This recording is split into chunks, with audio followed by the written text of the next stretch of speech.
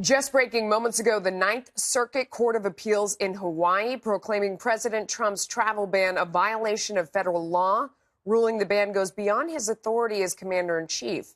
However, the appeals court stopped short of blocking that order, instead issuing a stay pending a ruling by the Supreme Court. We're going to keep you posted on any late-breaking details.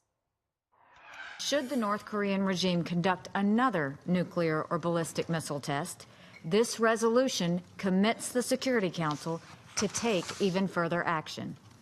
It sends the unambiguous message to Pyongyang that further defiance will invite further punishment and isolation. That was U.S. Ambassador to the United Nations Nikki Haley earlier today after the UN Security Council unanimously voted to impose new sanctions on North Korea in response to the rogue regime's recent ICBM launch. That missile is said to be capable of hitting anywhere in the U.S. Aaron Cohen is a 21-year Israeli-trained security and counterterror veteran and the founder of Aaron Cohen's Soft Target Security Training Systems. So thank you so much for joining us. You know, this is just 24 hours after the UN was down a completely different road, condemning the U.S. Today, stood together, all 15 members, and imposed these new sanctions, including China and Russia. How significant is that? Well, it's really significant, and it's also ironic how the UN, as soon as their organization is threatened in any way by Pyongyang, like we're seeing here, they flip the script very quickly. But that's neither here nor there. This is very significant. The reason why is because North Korea is attempting, and in fact getting closer to being able to launch a ballistic missile, which can in fact hit our country. That's a very real thing, and so. The president, along with his National Security Council, laid out a security plan that does what you have to do with terrorists. And why do I call this guy a terrorist? Because a terrorist will fire at civilians unprovoked. That's what they do. Yeah. So how do you deal with them? You got to go for the neck. You got to bite down, and you got to make sure that they can't move and that they can't get access to their funding. And so the attack of the finances and by restricting funding to North Korea through very hard sanctions is exactly the security play that's required. So salute to Donald Trump. And I salute the woman who's at the UN making that announcement also. I think she's fabulous, and I think she's no nonsense. Yeah. And I love hearing her put it to the UN. It's absolutely my favorite thing I've been listening to in the last couple of days.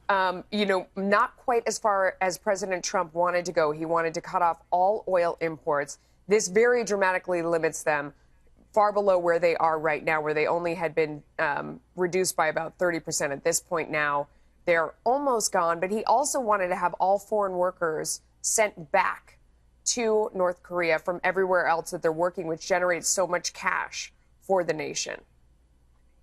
That's right. That's right. And by essentially what he's doing is he's creating choke points to the labor.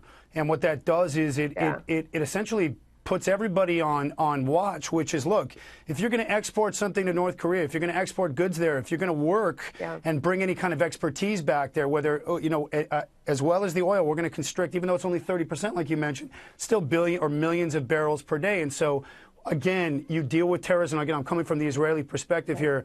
My unit never went after the low-level terrorists. We went after the management of the guys, the financiers, the money guys. No money, no terror. No millions of barrels exported here. No labor being able to carry out North Korea business. Again, by constricting or putting choke points, you are softening that terrorist. I don't want to run out of time. Trump. I'm glad you brought up terrorism because that is your expertise, and I want to run out of time without asking you about this plot that was uncovered in San Francisco.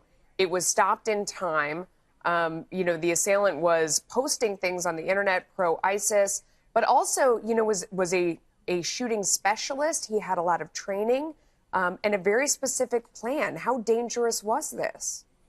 Well, he's a former Marine. Marines are dangerous. Marines are trained to kill people for a living. That's why we go to war with them. We train alongside the Marine Corps at our counterterrorist school in Expert. At our counterterror warfare school in Israel. They're extremely lethal, and that's what they're trained to be. They're just like Defense Secretary Mattis. You know, he has a plan when he walks in a room to kill everybody, and that's how well Marines are trained. And you want them in war.